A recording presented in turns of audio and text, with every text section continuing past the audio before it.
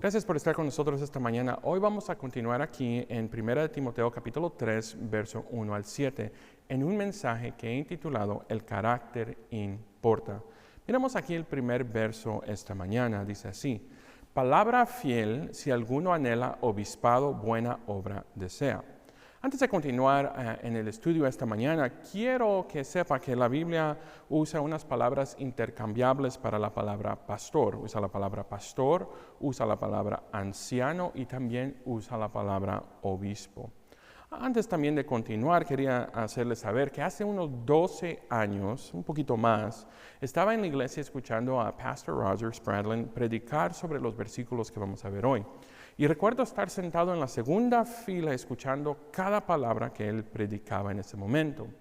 Pero algo pasó en mí. Recuerdo sentirme un poco incómodo y al mismo tiempo había preguntado por qué ningún pastor, cuando yo empecé en el ministerio, me sentó y me dijo: David, no seas pastor. Porque no es un trabajo fácil. Ser pastor te va a afectar espiritual, emocional y también, en unos casos, físicamente. Mire, yo crecí en una iglesia donde había un sentimiento que si uno no era el pastor, entonces no había otra manera de servir. Casi como que si ser pastor fuera el objetivo final. Pero hay algo que pasa, eso no es cierto, porque hay gente que bíblicamente no puede ser pastor. Y también hay gente que definitivamente no debería ser pastor. A decir que hay diferentes roles que nosotros podemos participar en la iglesia. Por ejemplo, mire Efesios capítulo 4, verso 11 al 12, dice así: y él mismo constituyó a unos apóstoles, a otros profetas y a otros evangelistas y a otros pastores y maestros, a fin de perfeccionar a los santos para la obra del ministerio, para la edificación del cuerpo de Cristo.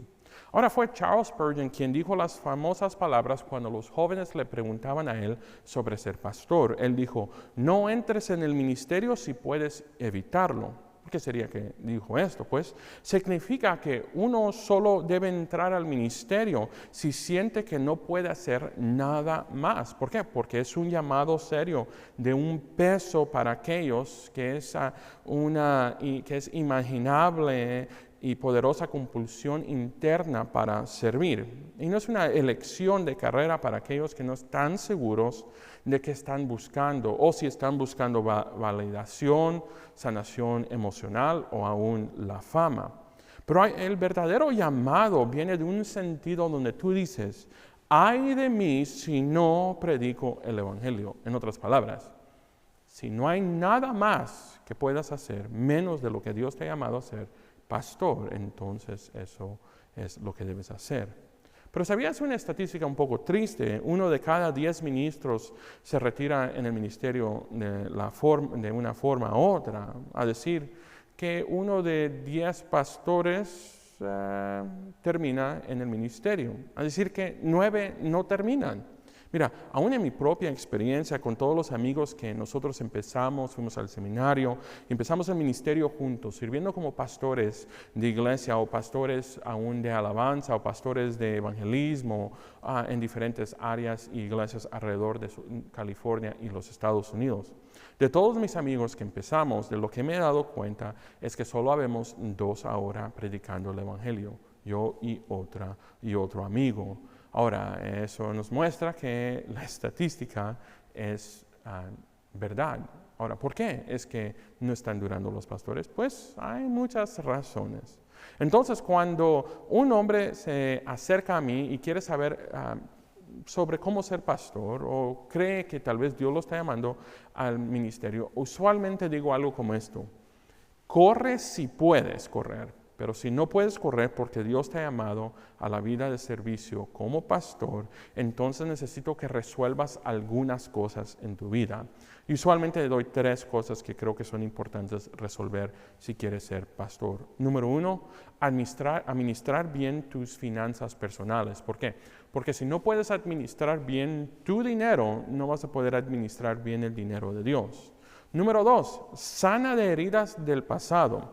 Debido a que a veces Las personas atacan a los pastores porque a veces no tienen nadie más que inculpar, o otras personas atacan al pastor simplemente por lo que predicó, o lo que ha dicho, o ha expuesto un pecado a través de la palabra de Dios, o simplemente gente tiene diferentes preferencias y no se hizo algo como ellos quisieran. Una persona que está sanada o está tratando de sanar será menos propensa a tomar todo como algo o ataques personales. Y número 3, si esta persona o este hombre me está preguntando cómo ser pastor y está casado, usualmente hago una pregunta. Y la pregunta es, ¿puedo hablar con tu esposa y tú a la misma vez? Y en esa junta hablo con la esposa y le pregunto sobre el líder espiritual que es su esposo. ¿Por qué es que hago esa pregunta? Porque si alguien que anhela ser pastor no es un líder espiritual en su hogar, usualmente no va a ser apto para ser un líder espiritual en la iglesia. Aún yo diría que la Biblia nos dice que como pastores, que si nuestro hogar no está organizado o no está como debe ser, entonces no estás apto para liderar la gente de Dios. Aquí es el punto número 1 para nosotros. Un pastor debe tener un llamado y también estar cualificado. Ahora, he hablado con pastores a lo largo de los años que han fracasado, a veces administran mal el ministerio y a menudo dicen algo como esto: todavía tengo el llamado, pero la pregunta que deberíamos preguntar como pastores, y no solo los pastores que han fallado o administrado erróneamente, pero aún los pastores que todavía están pastoreando, la pregunta que debe hacerse, yo diría diariamente o semanalmente, es: ¿será que todavía estoy cualificado para pastorear la iglesia? Y creo que la Biblia nos da una línea clara sobre las cualificaciones, los requisitos para pastores, por lo que esto también significa que hay descualificaciones para pastores. Incluso Pablo, que era un hombre de Dios, dijo que temía la posibilidad de fallar. Mira aquí 1 Corintios capítulo 9, verso 27. Sino que golpeo mi cuerpo y lo pongo en servidumbre, no sea, habiendo sido heraldo para otros, yo mismo venga a ser eliminado. Ahora, otras versiones dicen descualificado o reprobado, pero aquí dice eliminado. Piénsalo de esta manera: el llamado da propósito, pero el ser cualificado, pues eso da credibilidad. Entonces, ¿cuáles son las cualificaciones? Pues mire aquí conmigo, 1 Timoteo capítulo 3, verso 1 al 5, dice así: palabra fiel, si alguno anhela obispado, esa es otra palabra para pastor, buena obra desea. Pero es necesario que el obispo sea reprensible, marido de solo una mujer, sobrio, prudente, decoroso, hospedador, apto para enseñar, no dado al vino, no pendenciero, no codicioso, no ganancias deshonestas, sino amable, apreciable y no avaro. Que gobierne bien su casa, que no tenga a sus hijos, que tenga a sus hijos en sujeción con toda honestidad. Pues el que no sabe gobernar su propia casa, ¿cómo cuidará la iglesia de Dios? Aquí está el punto número 2 para nosotros esta mañana. A menudo la gente quiere el ministerio hasta que ven el costo. Ahora, el liderazgo espiritual en la iglesia no se trata de solo títulos, honor y gloria, se trata de trabajo. Me gusta cómo lo dijo Charles Spurgeon una vez sobre estas palabras: si alguno anhela obispado, buena obra desea. Mira lo que dijo él sobre esto. Dijo: ¿de qué sirve un ministro operoso? No es bueno ni para el mundo, ni para la iglesia, ni para sí mismo. Es una deshonra para la profesión más noble que se puede otorgar a los hijos de los hombres. Termina la cita. Aquí, verso dice, pero es necesario, tal vez su versión dice, o por lo tanto. Dios tiene cualificaciones, requisitos específicos para los líderes de la iglesia. Los líderes de la iglesia no deben ser elegidos al alzar, ni solo porque ofrecen como voluntarios, ni solo porque aspiren a tener una posición o porque sean líderes naturales. En cambio, deben elegirse principalmente en la función de cómo coinciden con las cualificaciones o los requisitos. Sin embargo, tenga en mente esto. Esta no es una lista rígida para exigir perfección en todas las áreas. Son tanto objetivos para alcanzar como criterios generales para seleccionar un pastor. Ahora, al buscar líderes de la iglesia, uno debe mirar esta lista, la que estamos leyendo en Timoteo aquí, y preguntar y hacer estas preguntas. ¿Desea el hombre en cuestión todas estas cosas con todo su corazón? ¿Se muestra ese deseo en su vida? ¿Hay otros disponibles que cumplan mejor con los requisitos en esta lista? Y debido a la naturaleza importante de su trabajo, un pastor, obispo, tiene que ser irreprensible. Esta es más una declaración general sobre el carácter en lugar de un rasgo específico. Los detalles específicos que siguen en este pasaje muestran las formas en que un pastor cumplirá el requisito. Básicamente incluye la idea de un personaje que no puede ser atacado fácilmente. Aquí está la aplicación para nosotros esta mañana. Dice así: estas cualificaciones son valiosas para todas las personas y no solo para aquellos que aspiran al liderazgo. Son indicadores claros de carácter piadoso, madurez espiritual y pueden dar una verdadera medida de un hombre. Mire conmigo 1 Timoteo capítulo 3, verso 2. Pero es necesario que el obispo sea irreprensible, marido de solo una mujer, sobrio, prudente, decoroso, hospedador, apto para enseñar. Ahora, la palabra aquí en verso 2, sea irreprensible y marido de una sola mujer. Ahora, tanto Timoteo como Pablo probablemente no estaban casados en el momento en que escribieron estas palabras. El punto aquí más bien es que un pastor, obispo o anciano debe ser conocido o no debe ser conocido por su inmoralidad conyugal. En otras palabras, no debe ser un mujeriego. Esto significa que debe ser célibe o soltero o demostrar una relación fiel con su esposa. Ahora, en griego podría traducirse literalmente como hombre de una sola mujer. En otras palabras, un obispo, un pastor, debe ser absolutamente leal a la mujer con la que está casado. Pero tenga en cuenta que esta interpretación reconoce que el texto original no se encuentra en el estado civil, pero de verdad sobre la pureza moral. ¿Puede un pastor ser restaurado? Bueno, depende. Hay preguntas que debemos hacer. ¿Cuánto tiempo ha pasado desde el pecado? ¿Cuánto tiempo duró el pecado? ¿Confesaron o fueron atrapados en el pecado? ¿Qué pasos han tomado desde que han pecado? Y etcétera, etcétera. Realmente todas esas preguntas están ahí tratando de ayudar a averiguar si podrían cumplir con la cualificación o los requisitos que es muy importante: irreprensible o irreprochable. Aunque 1 Timoteo capítulo 3, verso 2 no excluye necesariamente a un hombre divorciado o vuelto a casar de servicio como anciano, diácono o pastor, hay otros temas que debemos considerar. Recuerde, ¿cuál es la primera cualificación de un anciano, diácono, pastor o pastor? Es ser irreprochable. Okay.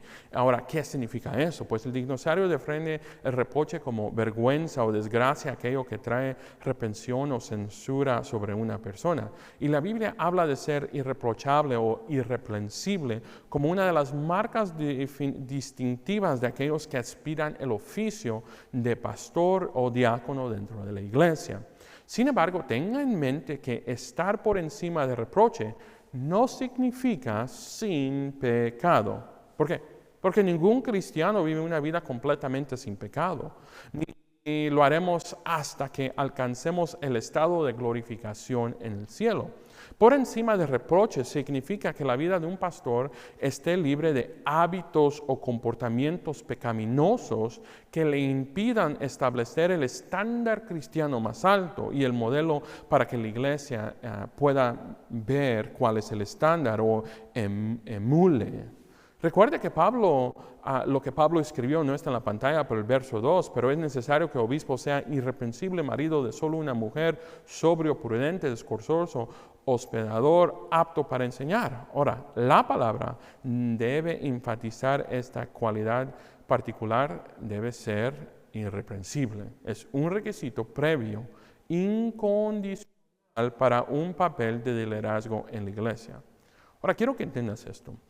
El estándar para el pastor o líder de la iglesia no es más alto que las personas de la iglesia. El estándar de Dios es el mismo para todos. Es solo que los líderes tienen que estar ahí para que todos los demás sepan cuál es el estándar que deben elevarse a. Ahora, ¿cómo se define ser irreprensible? Bueno, comienza de verdad a definirse justo después del versículo 2. De verdad hay 4 categorías que van a estar aquí, pero no las voy a marcar mientras estamos viendo. O si quieres apuntarlas, las puedes apuntar.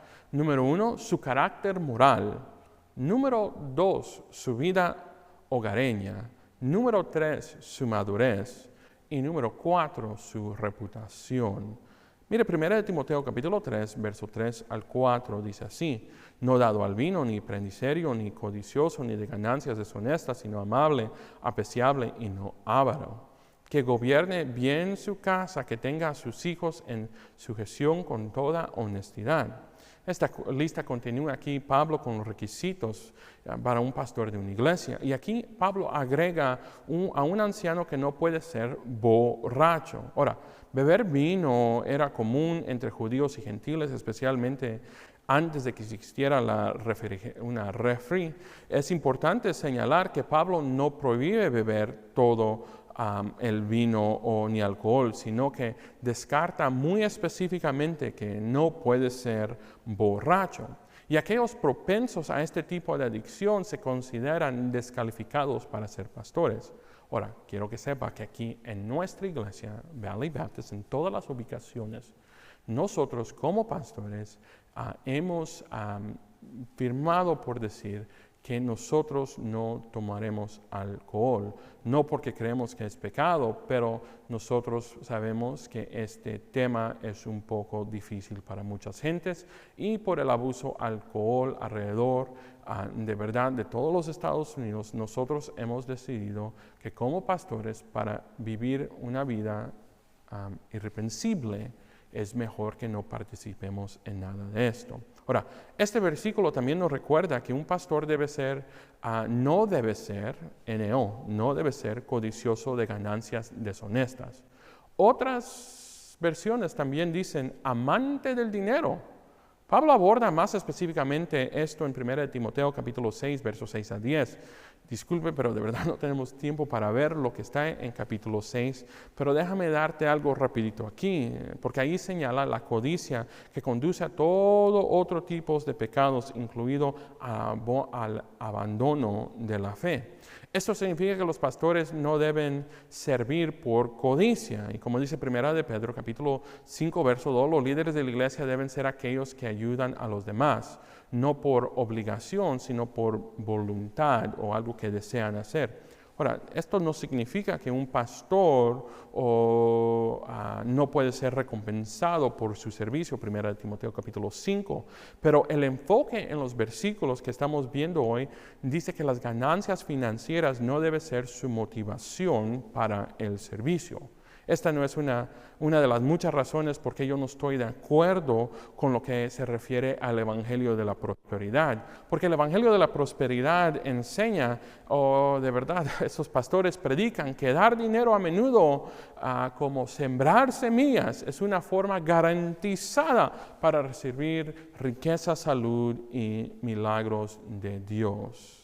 En cambio, ahora, estos pastores o líderes promocionan a sí mismos como indispensables, como que tienen una conexión exclusiva, especial con el Señor, en lugar de dirigir personas a Cristo. Usualmente se dirigen a ellos mismos. Mira, estas son las clases de pastores que dicen, Dios me ha dicho, ¿ok? Y si estás escuchando ahorita, yo no digo esto es un ejemplo. Esa clase de pastores es la gente que dice, Dios me ha dicho que yo necesito un carro nuevo y que la iglesia va a pagar por ese carro nuevo, que los diezmos van a salir de la iglesia. No.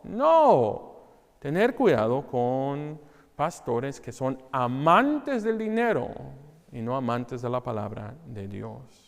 El verso 4 dice que gobierna bien su casa, que tenga a sus hijos en sujeción con toda honestidad. Mira, padres, quiero ser bien claro. No podemos hacer que nuestros hijos sean cristianos, pero sí podemos hacer que no quieran ser cristianos en la manera que nosotros nos comportamos.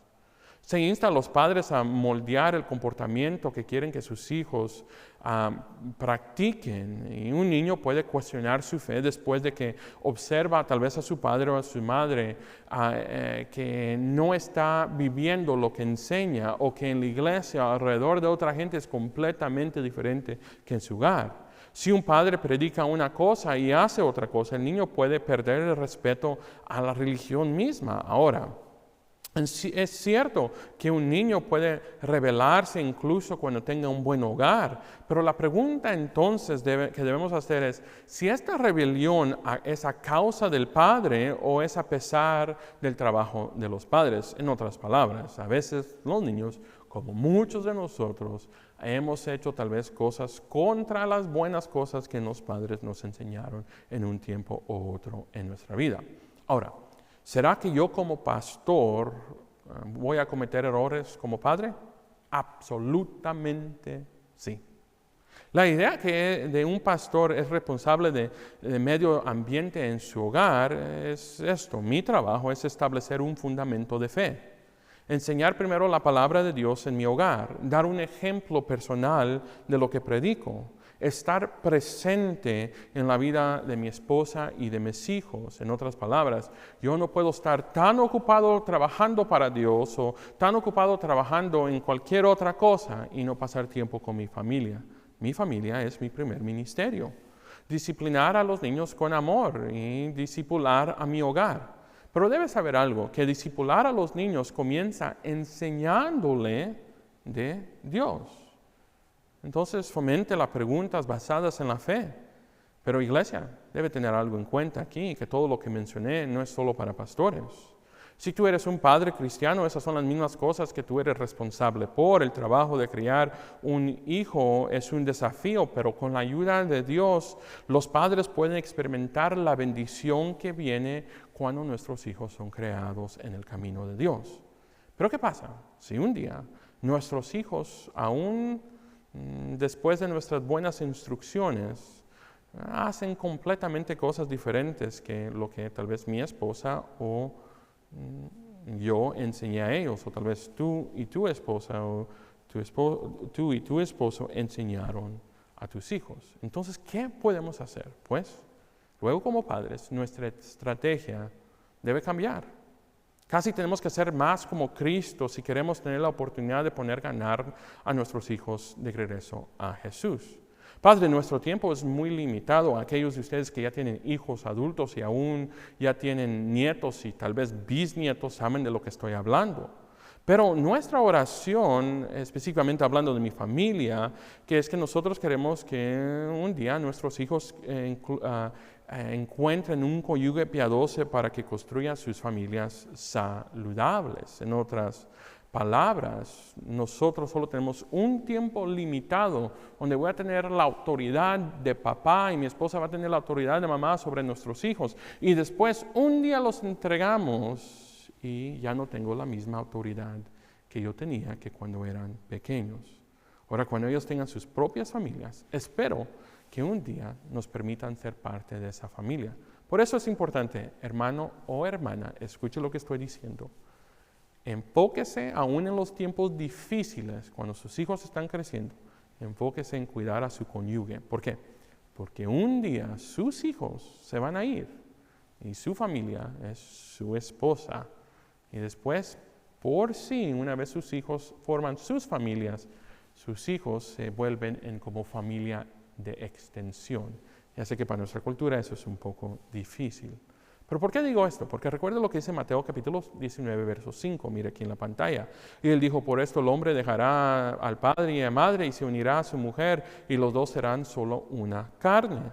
Para las parejas casadas se meten en problemas si no dejan a sus padres o madres. Innumerables matrimonios luchan o fracasan porque el esposo o esposa no entienden completamente la relación nueva y el pacto nuevo que está formado. Ahora, no importa cuán fuerte o apreciada sea la afinidad entre los padres y el hijo, cada cónyuge debe priorizar la nueva relación familiar o el matrimonio va a tener problemas. Ahora, miremos aquí la palabra abandonar a los padres por completo, como lo acabamos de leer ahorita.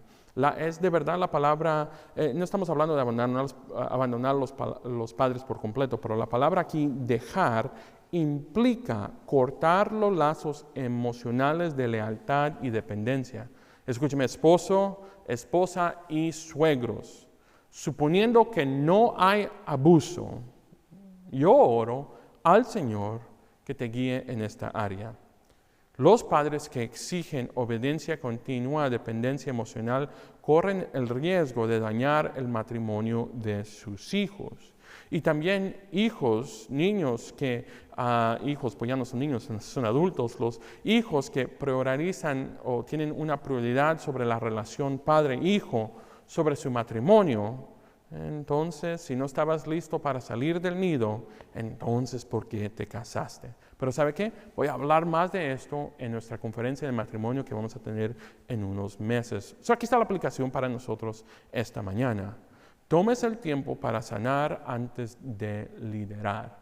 Hay cosas tal vez familiares, hay cosas tal vez entre matrimonios. Si uno desea ser un pastor, tome el tiempo para sanar estas cosas en su vida. Y a veces sanar estas cosas es un proceso, so tenga eso en mente también. Mire, 1 Timoteo capítulo 3, versos 5 al 7. Pues el que no sabe gobernar su propia casa, ¿cómo cuidará la iglesia de Dios? No un neófito, no sea que envaneciéndose caiga en la condenación del diablo. También es necesario que tenga buen testimonio de los de afuera para que no caiga en descrédito y en lazo del diablo. Aquí está el punto número 3 para nosotros. El liderazgo requiere tiempo y intencionalidad. Mire, Pablo requiere que los pastores pudieran administrar bien su propia casa, incluso a sus niños. Ese versículo también 5 usa una pregunta retórica para explicar su razonamiento. ¿Por qué la iglesia va a seleccionar a un líder para supervisar un grupo más grande de personas si un hombre no puede guiar bien a las pocas personas en su propio hogar? El verso 6, no debe ser un converso reciente. La idea que es aquí de un nuevo converso es alguien que no ha sido disciplinado, no ha tenido tiempo para madurar por sus aflicciones y también hay que tener cuidado de sus tentaciones.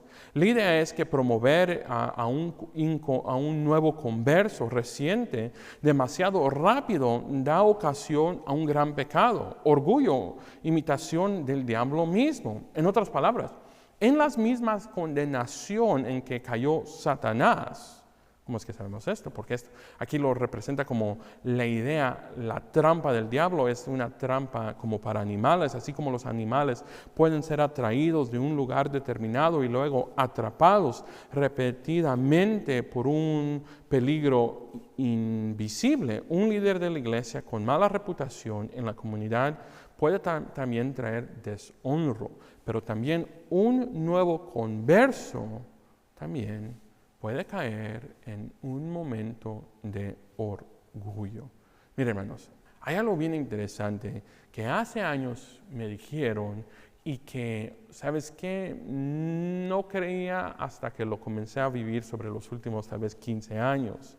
Pero a veces dicen que no hay peor cristiano que el cristiano que sale del seminario el primer año.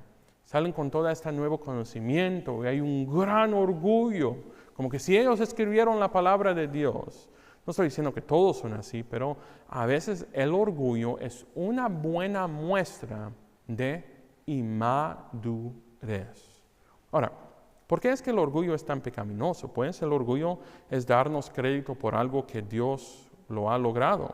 El orgullo es tomar la gloria que pertenece solo a Dios y guardarla para nosotros. El orgullo es esencialmente autoadoración y cualquier cosa que logremos en este mundo no habría sido posible si no fuera porque Dios nos capacitó y nos sostuvo para llegar a donde estamos. Ahora, para concluir aquí, me gusta cómo lo dijo Pastor Adrian Rogers. Lo dijo de esta manera.